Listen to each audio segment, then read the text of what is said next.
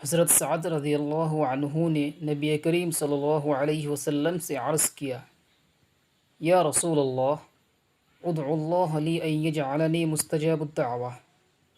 اے اللہ کے نبی، میرے لیے دعا کر دیجئے کہ اللہ مجھے مستجاب الدعوات بنا دے، یعنی میں جو دعا اللہ سے کروں اللہ میری اس دعا کو قبول کر لیا کرے۔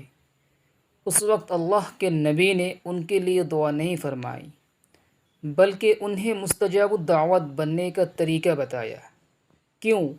امت کو یہ بتانا چاہا، اگر میرا کوئی امتی یہ چاہتا ہے کہ وہ اپنے اللہ سے جو دعا مانگے اس کی دعا مقبول ہو جائے، تو میں جو طریقہ، جو قانون تم کو بتاتا ہوں وہ کر لو تو مستجاب الدعوات بن جائے گا، یعنی اللہ سے جو مانگے گا اس کی دعا قبول کر لے گا۔ وہ طریقہ، وہ قانون کیا ہے؟